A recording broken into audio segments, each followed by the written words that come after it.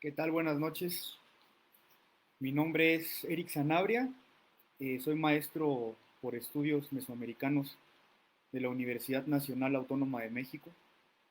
Y pues voy a presentarles un poco del trabajo que vengo haciendo aquí en el estado de Chiapas. Yo me dedico a estudiar danzas rituales, sobre todo donde se involucren personajes animales. Y el trabajo lo realicé en una localidad dentro de la denominada área chiapaneca, llamada Suchiapa. La localidad, eh, voy a intentar ponerles algún mapa como para poder hacer un poquito esto dinámico.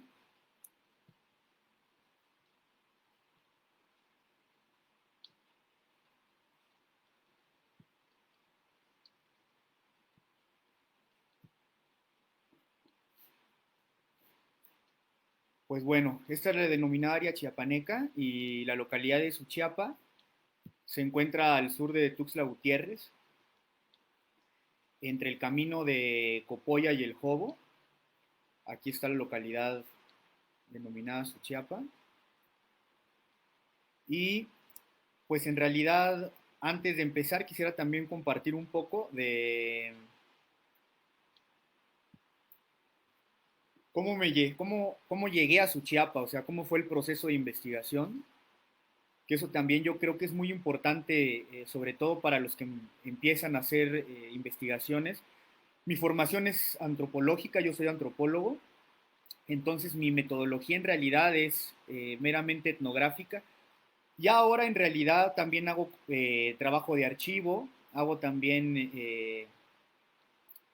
recorridos espaciales, hago otro tipo de metodología que tomo prestada de algunas otras disciplinas dentro de las ciencias sociales, pero sobre todo el fuerte de la antropología, digamos, su parte empírica es la etnografía.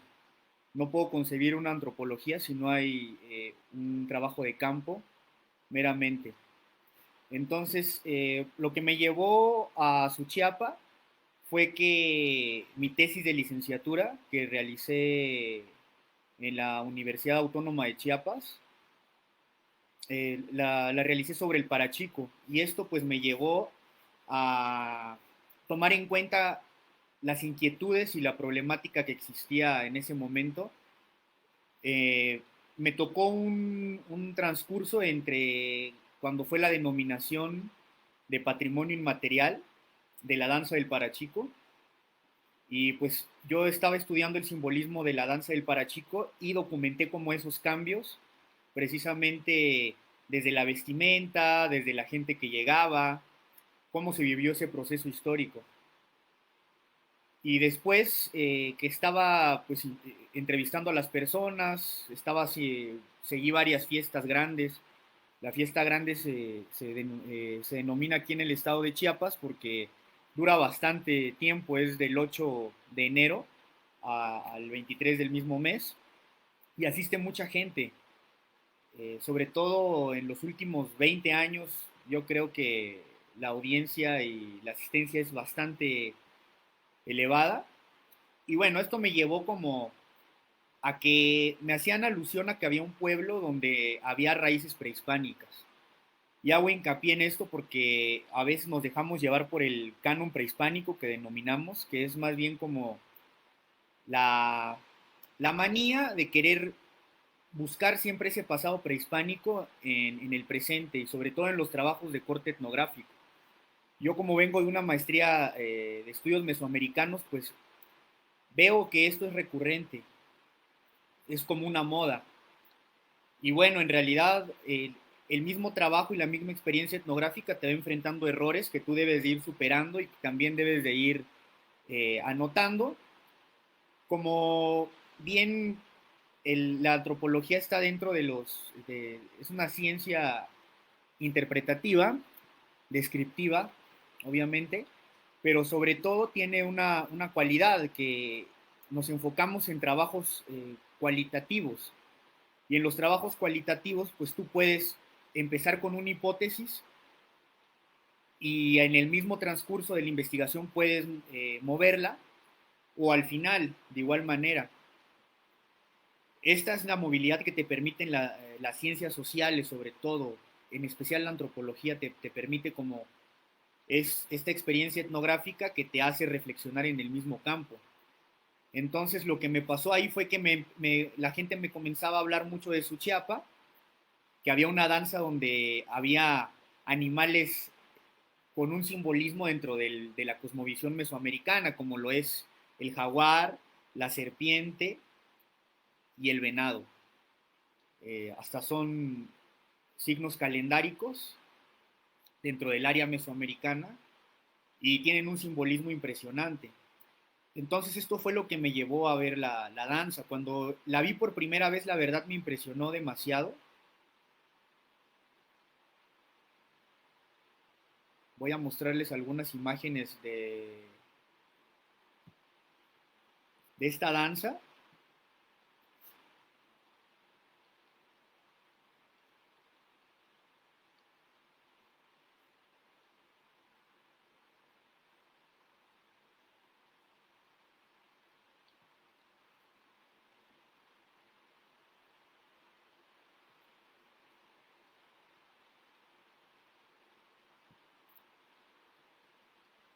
Y bien, pues así esto me llevó a empezar a hacer una descripción de los días de la danza. Al principio fue algo bien curioso porque empecé precisamente con un marco teórico ya establecido. Yo estaba tomando un marco teórico de Clifford Geertz. Él habla un poco como de esto, de este entramado de significaciones que te están arrojando símbolos. Pero en realidad al llegar al campo, pues a veces el marco teórico se mueve, se modifica. Y esto es muy importante porque al menos siempre he dicho que el mismo campo es el que tiene que ir pautando como tu metodología. Sin importar que hayas empezado con algo, si en realidad la misma construcción que tú tienes de la realidad te está dando otro resultado, te está, como decimos en el medio, estás cuchareando la realidad para que salga, pues en realidad sí es poco ético y la verdad lo único que yo me disponía en ese momento era como dar cuenta de lo que era la danza para las personas de Suchiapa, porque es parte de la antropología dar cuenta de lo que a las personas les preocupa y sobre todo lo que representa algo para alguien. Y en este caso pues son los acompañantes de estudio y el mismo pueblo de Suchiapa que me fueron dando las mismas pistas dentro de mi marco interpretativo, porque también como antropólogo pues también parto de mi horizonte de interpretación, de mi carga de valores, de mi forma de ver la realidad, y eso influye demasiado en el texto. Yo creo que la misma etnografía tiene tres facetas muy importantes. Una es el enfoque que tú le des, a qué personas vas a investigar y a quiénes vas a tomar en cuenta. Y dejar a un lado también como los prejuicios que podemos tener, aunque esto no es del todo cierto. Sabemos que ya desde la misma presencia de nosotros en la comunidad, pues estamos interactuando en el mismo fenómeno social. Y un fuerte, pues es siempre partir de las relaciones sociales. O sea, yo pienso que la antropología tiene que tener ese fuerte de no olvidarnos de la descripción y que nuestro interés son las relaciones sociales dentro de un tiempo y espacio determinado. Esto no quiere decir que no le demos profundidad histórica, porque eso es también lo que yo he venido comentando desde hace tiempo, que siempre es bueno como darle esa profundidad histórica a los trabajos etnográficos y de corte antropológico para poder también ver el mismo proceso histórico. Aunque vamos a capturar un momento de la realidad, podemos llegar un año y muchas cosas o pocas habrán cambiado, pero esto es importante dentro de la metodología etnográfica. La segunda parte es que es descriptiva. Hay que partir de una descripción. Eh, Autores como Clifford Geertz dicen que hay dos tipos de descripciones. Una que es más simplista, que tú puedes decir, bueno, alguien cierra un ojo o levanta una mano. Pero aquí el asunto es más bien ver el sentido, hacer una descripción del sentido, de que si alguien cierra un ojo está haciendo un guiño, está haciendo un signo, está haciendo en su defecto, pues podría ser hasta un símbolo. Y de esto pues voy a hablar un poquito más adelante, sobre todo en la parte final de las conclusiones. Entonces, pues esta danza tiene como personajes principales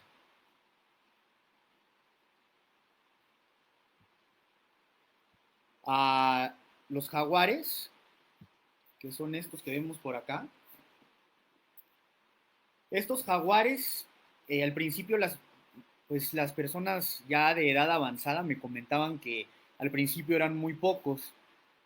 Y esto es interesante porque me decían que eran 4 nada más y que eran hombres robustos, de un físico importante, imponente, y que con el pasar del tiempo se fueron integrando más, sobre todo como ellos me decían en los últimos 50 años, que empezó a llegar más gente, que empezó a haber más personas. Y el segundo personaje son los chamulas. Ellos llegan el jueves de Corpus, salen en la madrugada e inundan las calles de Suchiapa, es impresionante. Yo veía que no había tanta rigidez en que ellos pudieran elegir bailar, porque por ejemplo, lo que son el venado, el jaguar y la serpiente, tienen una especie de marco coercitivo que es la cofradía del Santísimo. Si tú no das tu nombre y no hay una publicación, entonces ellos pues no te dejan bailar. Y en cambio el chamula pues tiene como este lado carnavalesco, vaya. Y esto es bastante importante porque yo les preguntaba, ¿y por qué el chamula? O sea, ¿qué es lo que, cómo ellos interpretan la figura del chamula? Entonces, la gente me comentaba que primero era como el salvaje, o sea, aquí hay una reconfiguración de este personaje símbolo en el que va a tomar el papel del salvaje y va a estar representando también una pugna entre las tierras bajas y las tierras altas. Viene a representar el caos.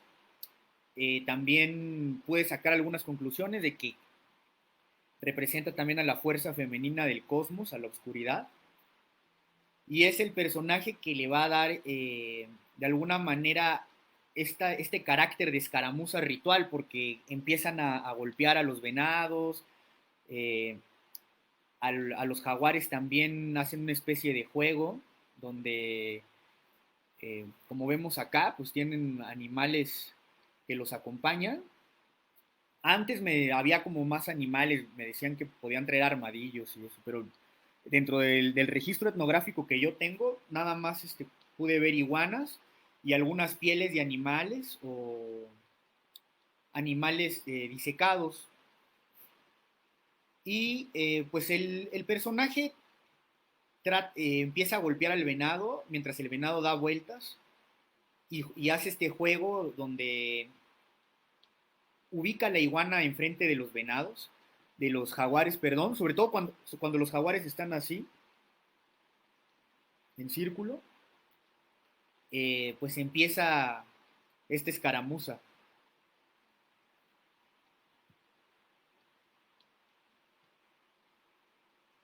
Otro personaje muy importante es el venado. El venado, nada más, hay una organización que se llama las cabezas de los danzantes.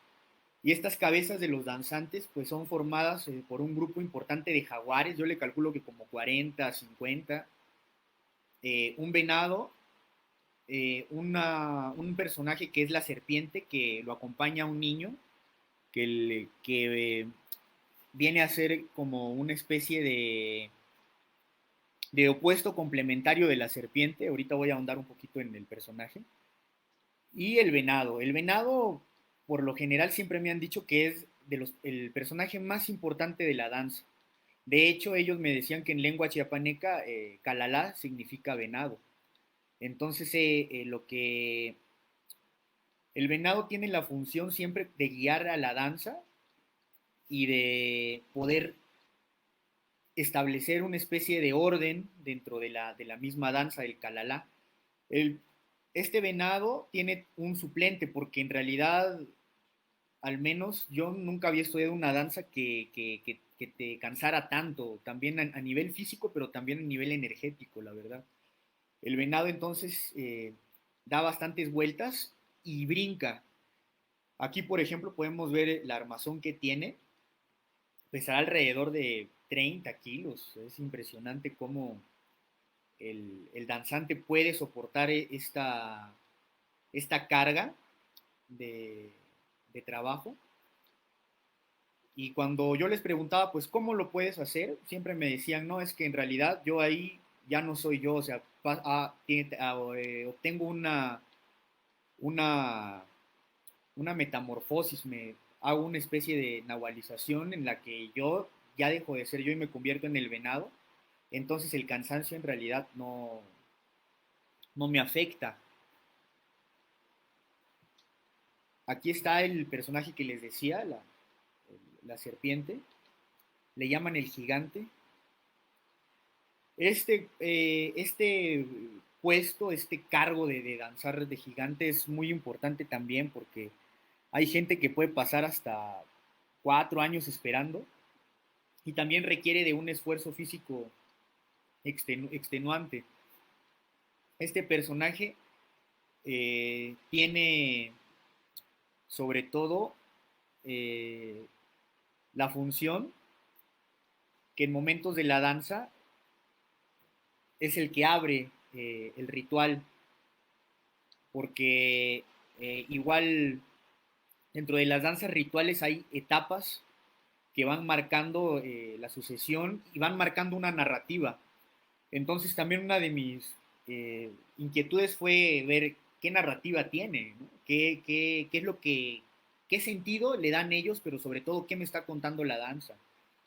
Entonces para esto la serpiente es muy importante, tiene espejos y tiene una cabeza en la parte de atrás de madera. La verdad, cuando hice entrevistas, las personas de edad me decían, bueno, es que simboliza al sol en ciertos momentos de la danza y en otros momentos simboliza como la fuerza de la tormenta. Esto es muy importante porque en Mesoamérica las fuerzas naturales, como el rayo, como la tormenta, como el mismo sol, la luna, van a pasar a ser simbolizadas por los animales. Y esto es que pues el animal lo tenemos presente desde el Paleolítico, cuando estaban como las primeras pinturas rupestres en el grupo que le llaman Franco-Cantábrico, como la cueva de Altamira, la cueva, estas cuevas que están en ese complejo.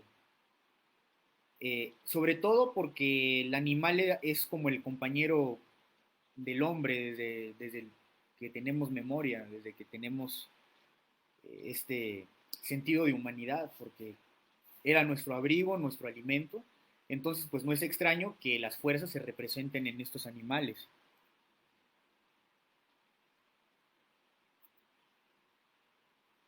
Un poco de la danza, digamos, de la narrativa, empieza el día martes, donde el martes de la semana de Corpus Christi, donde sale un tigre que llama bastante la atención, porque sale solo, acompañado de una persona que le llaman el colmenero, que va tocando un silbato, y esto empieza en la madrugada. En realidad es como a las 3 de la mañana sale este tigre llamado y acompañado por el colmenero y hacen un recorrido por todo el pueblo.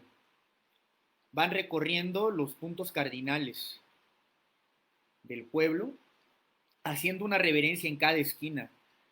La verdad, a mí me impresionó bastante porque este tigre, este jaguar, este personaje, imita los movimientos de un jaguar, de un felino. y va parando en cada esquina. Entonces, esa fue también una de mis inquietudes porque al menos dentro del mismo campo, las personas me iban comentando, bueno, ¿qué es lo que va a marcar estas etapas? Que primero empiezan en la oscuridad. Entonces es como el inicio de la vida del sol, la sucesión de los tiempos, porque en Mesoamérica pues siempre vamos a estar marcados como por etapas cósmicas, tiempos que van marcando el inicio de la humanidad, el inicio del sol, el inicio también del orden del mundo, ¿no? En muchos mitos aparecen en donde en mitos mesoamericanos aparece donde el mundo está en tinieblas, no hay una especie de fuerza en los cuerpos, siluetas no tienen los cuerpos, son como cuerpos lodosos, los primeros hombres, ¿no? En el Popol Vuh vemos cómo hay diferentes tipos de humanidades, diferentes ensayos, hasta que llega el hombre hecho por el maíz. Entonces ellos me decían que estaban como en ese tránsito, en ese tiempo liminar donde el humano todavía no era humano, todavía no salía el sol. Y esto es lo importante del tiempo mítico, que el tiempo mítico pues no lo podemos medir porque no es un tiempo cronológico, es un tiempo que ocurre en el inicio. Y esto pues sobre todo yo pude verlo expresado en la danza. La verdad, yo vi que la danza pues articula una serie de relaciones sociales, pero también una serie de símbolos. Y ahí es donde voy a entrar un poquito como a hablar cómo yo entiendo el símbolo. Sobre todo, yo entiendo el símbolo desde una perspectiva de la cosmovisión mesoamericana, ¿sí? Y sobre todo desde la historia de las religiones y el imaginario simbólico que existe ahí. La teoría del imaginario me sirvió bastante de un autor que se llama Gilbert Durant, de la Escuela de Eranos. Entonces, primero, pues, ¿qué es lo que empecé a ver en la danza? Que había una especie de cuestión y relación con lo sagrado. Y esto es bastante importante porque al menos eh, se puede ver a la danza como algo funcional, como algo que en el que buscamos un fin inmediato. Y si bien esta danza busca la lluvia, busca la supervivencia del pueblo, es bastante importante. Lo importante a mí me pareció la relación con lo sagrado. Entonces aquí, pues, voy a hacer como una pequeña diferencia entre lo que es un símbolo y un signo, porque al menos hay como una confusión conceptual bastante importante en las ciencias sociales. Muchas veces confundimos símbolo con signo o con alegoría, con esta serie de metáfora, metonimia. Y primero, pues el símbolo va a ser una idea, no va a ser un concepto, va a ser una noción.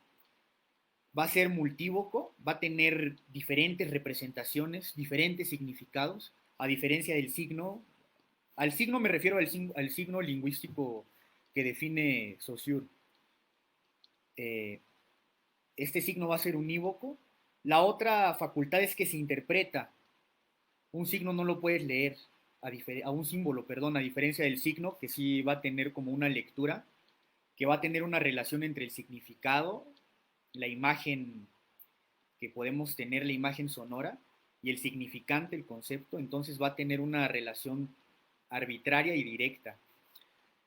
Va a estar cargado de afectividad, entonces también usé este concepto, usé esta noción porque la danza, cuando yo les decía, ¿me puedes decir la danza? O sea, ¿me puedes como decir qué pasos haces? Los danzantes se reían y me decían, no, en realidad yo lo que te puedo decir es lo que siento. O sea, esta parte emocional que se transmite a través de los movimientos corporales. ya sea a modo de una coreografía o a modo de un movimiento naturalizado y expresado espontáneamente. La otra facultad es que es dinámico, va a tener un dinamismo impresionante el símbolo, va a poder encarnar diferentes soportes, diferentes objetos, diferentes personas en un momento, y tiene esta cuestión de que puede ser disruptivo, o sea, pueden significar una cosa en un momento, que fue lo que me pasó precisamente en la danza, que de repente yo les decía, bueno, y aquí el jaguar, ¿por qué cambia de sentido, de simbolismo? Ellos me decían, ¿por qué es el jaguar? No hay como una explicación meramente lógica y racional, sino va a tener esta facultad de ser dinámico y totalmente disruptivo. Entonces va a tener esta facultad a diferencia del signo. Trasciende a la conciencia humana y esto es bastante importante porque no lo podemos concientizar, no vamos a tener como una explicación que cierre del todo y vamos a tener siempre como esta parte del misterio, de la mistes, ¿no? Vamos a poder entender, no vamos a poder entender el símbolo en cabalidad. En cambio, pues el signo apunta a lo concreto. Parte del lenguaje simbólico, y esto es bastante importante en esta danza porque es comprensible para un determinado número de personas. Yo en realidad pues llegué a la comunidad, me inserté, estuve viviendo ahí temporadas. En realidad lo realicé desde el 2017 que entré a la maestría y concluí el trabajo en el 2019. La verdad sigo haciendo trabajo de campo, o sea, sigo haciendo proyectos en la comunidad. Y esto pues me dio, entendí como el lenguaje simbólico porque de alguna manera vi que era comprensible para un determinado número de gente. Si yo llevaba a alguien y pues yo también me incluyo, ¿no? Como visitante de la comunidad, había cosas que no entendía. La otra es que la misma danza les permitía participar en una realidad divina que era muy importante porque también entendí que el simbolismo de la danza pues les permite estar como en el ámbito social, que yo también siempre le doy bastante peso a lo social, ¿no? Yo siempre pienso que no nos podemos ir con una explicación meramente metafísica, sino hay que también darle cuerpo y soporte a los fenómenos sociales dentro de una dimensión también política, económica y cultural. O sea, no podemos como dejar de lado los mensajes que se transmiten aquí. Y yo veía que pues a ellos no les causaba como un conflicto esta realidad divina, esta realidad que ellos denominan del monte, donde hay un personaje muy importante que es como una deidad, lo podría decir, es como una representación sintetizada, un símbolo sagrado que es el Santísimo Sacramento, que es por el cual se elabora esta danza. Y esto es importante porque este elemento les permitía unir tanto los problemas sociales, políticos que vivía la localidad dentro de este sistema capitalista donde pues muchos grupos subalternos quedan al margen y no tienen participación ni voz, entonces esto les permitía como poder participar, como poder resistir estos embates de la modernidad en los que estamos y les permitía también tener como esta relación con lo divino en esta danza. La otra parte muy importante es que actúa en y sobre la materia psíquica.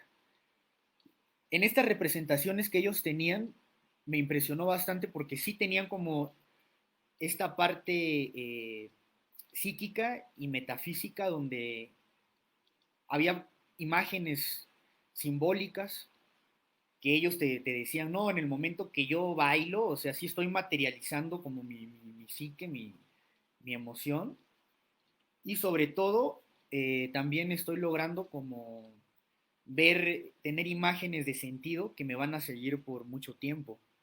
La otra cosa también del lenguaje simbólico es que por medio de pocos rasgos se puede representar una idea o un pensamiento completo.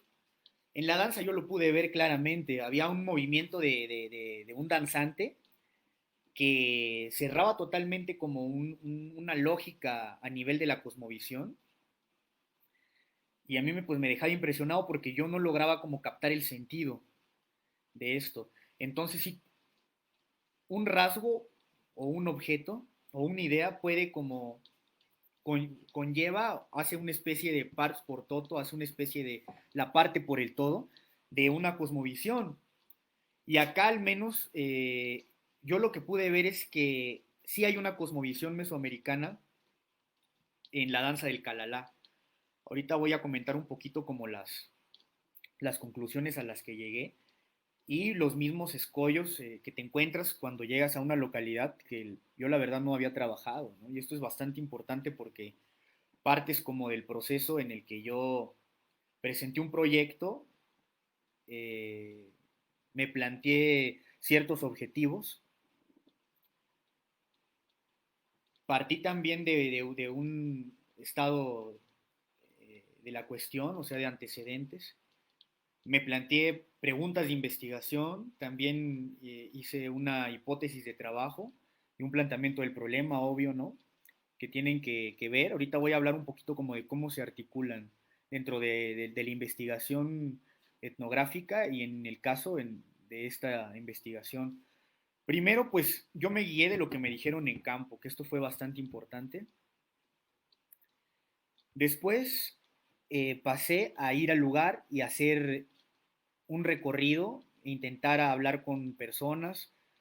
Yo, la verdad, pues tuve suerte porque tuve a un interventor o portero, como le decimos en la antropología, pues una persona que me llevaba a los lugares claves. Y ya de ahí empezó como, tenía yo la inquietud de la danza, pero pues también había como más temas. Cuando yo vi que las conversaciones y la misma gente me decía que lo que más le importaba era que la semana de Corpus se llevara bien y estaban consiguiendo el dinero, aunque estaban en un estado de precariedad económica, eso fue lo que me dio como la pregunta de investigación. Entonces, obviamente el planteamiento del problema lo articulé al momento en el que empecé a ver esta importancia y esta tensión que existía entre las personas de la comunidad, porque me empezaban a decir que esperaban que hicieran bien el ritual de la danza para que pudiera llover, aunque en esta localidad, pues casi ya no se siembra, o sea, no es como una actividad primaria para para la supervivencia del lugar. Las actividades terciarias, como los bienes y servicios, y eh, pues hay muchos maestros, ¿no? Lo que le llamamos actividades terciarias, pues es lo que más abunda. Mucha gente trabaja también en la construcción, entonces se traslada a varios lugares, pero le seguía importando que lloviera y le seguía importando la siembra. Entonces yo ahí pude ver que había como un pensamiento de larga duración, una estructura que precisamente esté expresando una cosmovisión, un núcleo duro, como lo llama López Austin, donde cuesta, no es que sea inmune al cambio, que sea algo estático, sino es algo que todavía está rigiendo el pensamiento y las acciones de la gente. Porque pues digo, de nada sirve si nada más se estudia algo, si no tiene como la parte empírica, la praxis. Entonces, no me servía de nada si me decían eso, si yo no veía la danza, yo no veía el ritual. Entonces, pues esta parte fue la que me dio la otra pauta, que fue empezar a hacer antecedentes, empecé a leer todo lo que había de danzas, rituales y después empezar a leer también lo que había escrito de Suchiapa. En este caso, pues había muy poco. Cuando hay muy pocas cosas escritas, a veces lo que recomiendo es extender un poquito el margen, entonces ir como, bueno, ¿quiénes son los vecinos cercanos y quiénes son los que estuvieron primero en Suchiapa? Pues los oques. Y esto es bastante importante porque ahora en las investigaciones que he estado haciendo he encontrado elementos muy importantes de la danza zoque. Y ahí me encontré también con un problema porque ellos me decían, pues, aquí estuvieron los chiapanecas, la etnia que llegó aproximadamente en el siglo VI, que venía eh, del centro de México, y que eran una etnia aguerrida. De hecho, pues cronistas como Bernal Díaz del Castillo la describen. Y ellos se hacían llamar así, o sea, me decían, bueno, pues aquí estuvieron los chiapanecas. De hecho, Marcos E. Becerra registra el último hablante de la lengua chiapaneca en su Chiapa. Tienen como varios, varias formas de llamar a este idioma, pero sobre todo eso fue lo que recomendaría como en la parte de cuando empieza uno a hacer antecedentes. La otra parte también fue establecer un marco teórico. También cuando te riges por tiempos académicos tienes que hacer un marco teórico, o sea, tienes que tener como estas partes bien articuladas y sobre todo bien delimitadas. Entonces partí a hacer un marco teórico de lo que pude leer de teoría de la danza. Aunque ya en el mismo campo, pues lo modifiqué, como ya les había comentado. Entonces, pues después hice mi hipótesis, partí como de una hipótesis de trabajo, donde pues lo que me habían comentado y lo poco que había visto, pues veía que la danza era muy importante para ellos y que había una, una especie de poner a la danza como algo primordial. Entonces, pues mi hipótesis fue que en el ritual dancístico pues se articulan una serie de símbolos que en su conjunto e interacción dotan de sentido trascendental a la vida de los habitantes de Suchiapa. A través de la danza, la comunidad logra ordenar el cosmos, comunicarse con sus deidades y propiciar el bienestar. Así, la danza articula relaciones sociales de reciprocidad al interior del grupo y entre este y otras comunidades. Esa fue como la hipótesis que ya ahorita igual a lo largo modifiqué. Partí con algo parecido, pero sí en realidad a lo largo del trabajo de campo pues lo fui modificando. Y en sí pues ya empecé a hacer la etnografía, empecé a hacer el registro de campo, estar ahí, hacer entrevistas, hacer observación participante, o sea, como toda esta parte eh, empírica y no, nunca dejé de lado como la parte teórica, pues también iba como leyendo textos y haciendo una especie de entrecruce entre la teoría y la praxis, como para poder intentar interpretar una parte de la realidad de las personas de Suchiapa. A las conclusiones que pude llegar, pues fueron que en realidad pues el cuerpo de los danzantes servía como medio de comunicación con lo sagrado. Esto lo vi a lo largo de varias etapas de la danza, porque veía narrativas que me iban expresando como esto. Primero hay como una relación con lo sagrado y va a estar delimitado por los pasos del danzante y por el espacio que se cierra, sobre todo cuando es la parte más álgida del ritual, ¿no? En la parte del clímax, que es una parte donde hacen un círculo los danzantes. Ahorita les voy a mostrar. Aquí es como esto, ¿no? Entonces sí pude ver como el espacio delimitado y donde había una interacción con el ámbito sagrado. También pues pude llegar como a la conclusión que durante la danza del Calalá se incorpora una realidad sagrada a la experiencia cotidiana.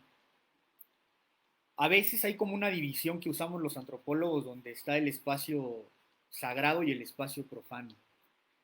Y esto pues yo lo vi bastante contradictorio y disruptivo en este sentido donde se puede incorporar, o sea, ellos no tienen problemas. Más bien creo que si llegamos con un prejuicio o con ciertas prenociones, nos vamos a encontrar con esta división tajante de lo sagrado y lo profano. Aquí pude ver que había como en contextos rituales específicos, pero también en cotidianos esta relación con el ámbito sagrado, con esta comunicación con las fuerzas que van a regir el orden y sobre todo como la supervivencia misma de la comunidad. Tal vez igual pues las personas de Suchiapa ya no hablen el chiapaneco, la lengua chiapaneca o el zoque, pero siguen teniendo esta misma este núcleo, esta articulación de cosmovisión y de cosmogonía también, ¿no? Hablando como de sus creaciones, de cómo ellos llegaron ahí al pueblo, de cómo ellos llegaron a ser humanos, ¿no? Tuvieron como este proceso, donde sí se expresa como un referente mesoamericano. La otra conclusión también fue que los personajes animales simbolizan las potencias sagradas en su aspecto femenino y masculino. Aquí voy a parar un poco porque en el pensamiento mesoamericano sobre todo tenemos esta noción del opuesto complementario. Ni la fuerza femenina es absoluta ni la masculina, entonces están en un intento, en una constante dialéctica, en una constante lucha, pero en la que uno no acaba al otro. Y por lo mismo hay un equilibrio desequilibrado, como dice el maestro López Austin, donde a veces las fuerzas masculinas predominan a las femeninas y viceversa. Y acá pues pude ver también que la misma danza expresa ciclos de vida y muerte, regeneración de la naturaleza y el origen del cosmos. Y también pues que el ritual dancístico reproduce la cosmovisión local de los habitantes de Suchiapa. También a otra conclusión que llegué fue que la danza permite un cambio ontológico del ser y el estar en el mundo. En la danza del Calalá, pues se puede ver claramente esto en el momento en el que ellos dejaban como a un lado la humanidad y adquirían esta animalidad, esta construcción que ellos pueden tener de la naturaleza y representaban pues estas fuerzas de la naturaleza en la forma de animales. Otra parte que le dio sustento también a mi trabajo de campo fue que pude ver el sustrato agrícola que es bastante importante en el pensamiento mesoamericano, porque pues desde la domesticación del maíz, desde el sedentarismo de los pueblos mesoamericanos como tal, pues empieza a haber una serie de construcciones simbólicas, de representaciones, que van a lograr hacer todo un corpus de ideas y de prácticas que giran en torno a la importancia de la agricultura. Entonces esto yo lo pude ver en la danza claramente porque, como les comentaba, había inquietud de que no pudiera haber siembra, aunque la actividad no necesariamente era la de las más importantes, la siembra. A otra conclusión que llegué fue que la danza y el mito pues forman una unidad narrativa y esto es muy importante porque creo que dentro de cuando uno empieza como a estudiar el simbolismo de las danzas, y me voy a extender un poco más, como también rituales en general en Mesoamérica, entiendes de que el pensamiento mítico es muy importante, primero porque te va a expresar un pensamiento simbólico, un pensamiento de larga duración, va a tener esta adaptabilidad, no siempre va a estar como eh, congelado, pero sí también te va a demostrar como ciertas cuestiones arquetípicas, cierta, ciertas cuestiones con el origen. Los mitos, pues en realidad tienen como esta facultad de expresar el origen de la humanidad, van a tener héroes culturales y van a ser narraciones que a veces vienen un poquito fragmentadas porque en realidad no están hechas como para entenderlas conceptualmente. A veces el mito se entiende conceptualmente y no necesariamente. A veces el mito va a tener como esta parte de no estar totalmente encajado, no estar totalmente cuajado en narraciones lineales. Y acá pues pude ver que la danza y el mito pues formaban una unidad narrativa que complementaba el, uno se complementaba al otro, ¿no? Lo que no decía el mito, lo decía la danza.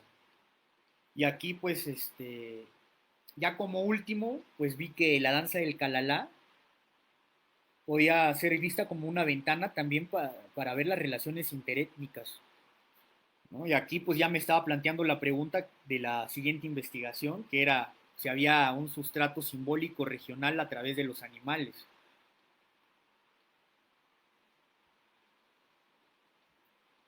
Entonces, en sí, pues esto es como lo que vengo trabajando todavía.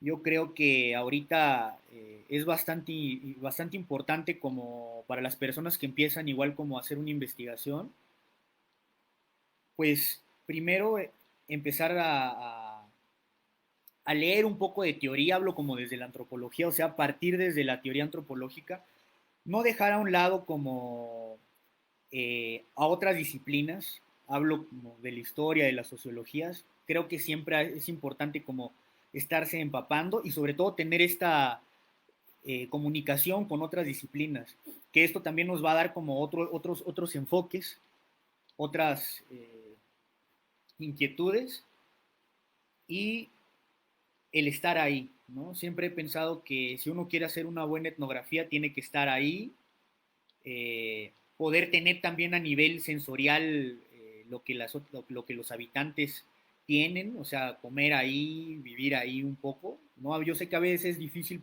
con los tiempos, sobre todo académicos, pero sí hay que hacer esto. Y la otra parte, pues, es la teoría.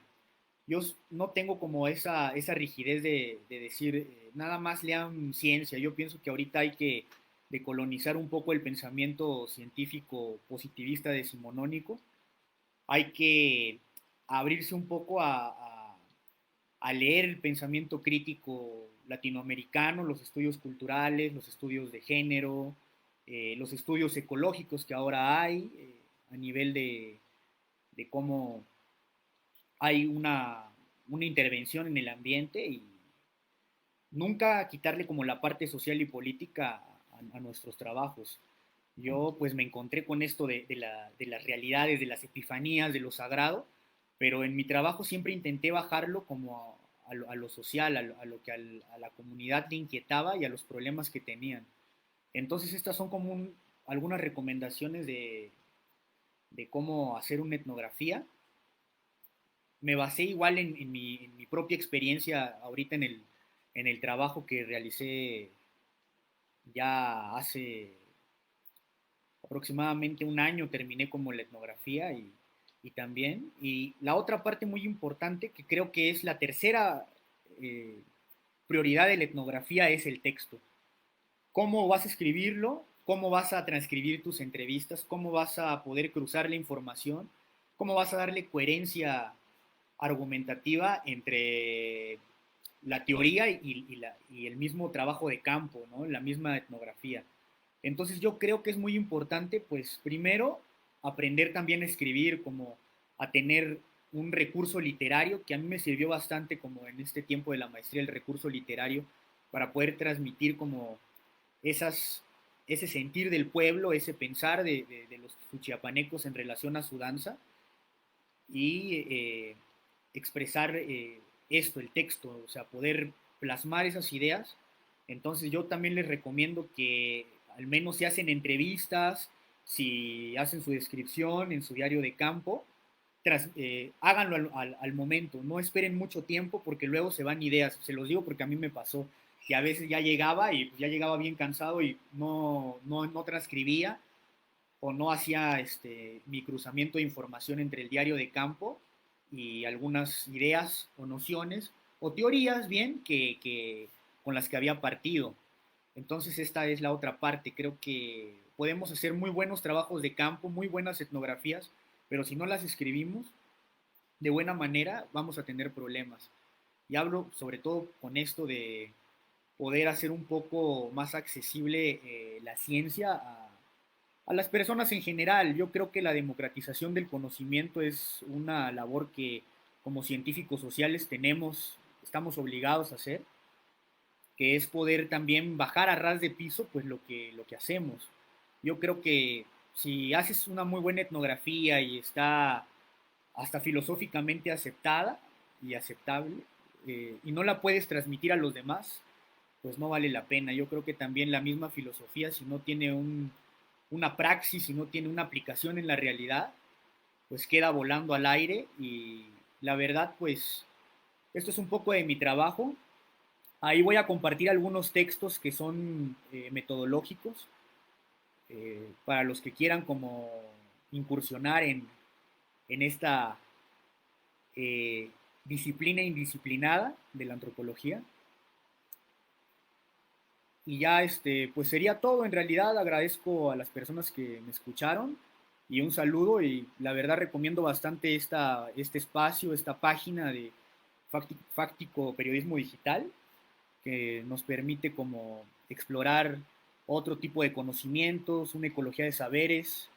Eh, hay una diversidad, una pluralidad de opiniones, de conocimientos de distintas disciplinas, entonces sí recomiendo ampliamente la página, por favor síganla y déjenos un like, ¿no?